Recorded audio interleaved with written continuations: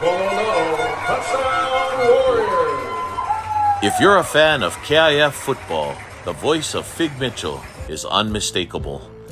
The new principal at Kilauea Elementary has been calling Kapa'a Warrior games for over 20 years. Number 6, Nakon Andrade, the ball carrier. Being in the announcer's booth is a family tradition for Fig.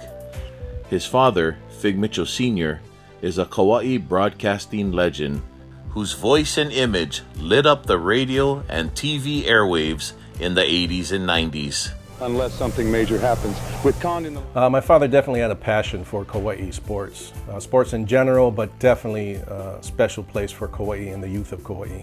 Started out coaching Little League and Pop Warner.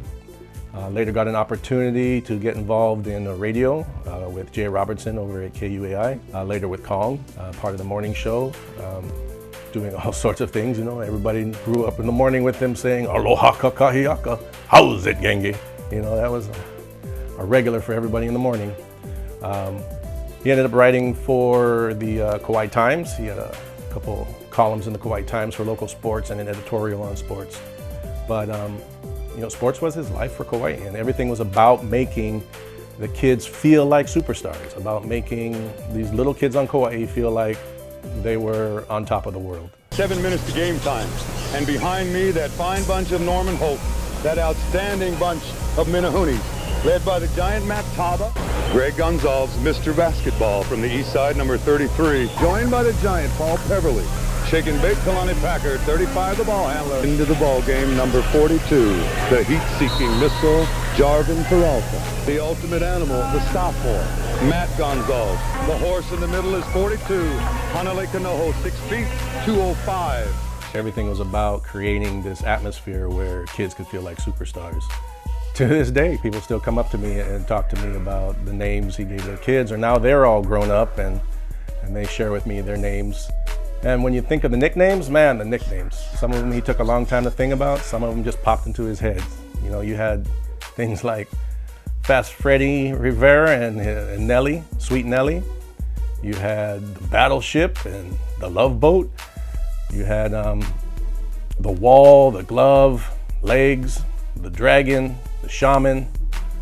There was this little girl who played for Kauai High School. She played basketball. She was a guard. I think she wasn't 5 feet. Maybe if she was stretching, she was 5 feet. But every single game, he would announce her as being 6 feet tall.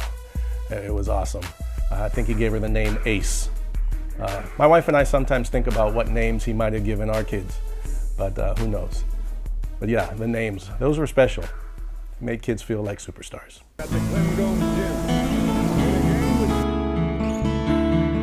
If you had to describe Dad's personality, I don't think larger than life would cover half of it. He was creative, an imaginative storyteller. Everything was about creating adventures.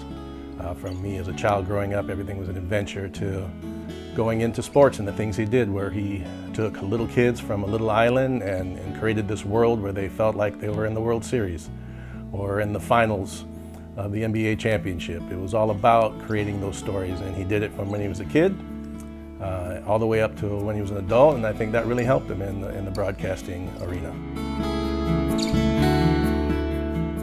What's it like to be the son of the Jolly Brown Giant? Yeah, everybody definitely knew my dad. So it had its ups and its downs sometimes, you know. Everybody knew what you were up to, so you couldn't get in trouble. But also everybody looked out for you because, you know, so many people loved him, and I felt that love through everything he gave to the community.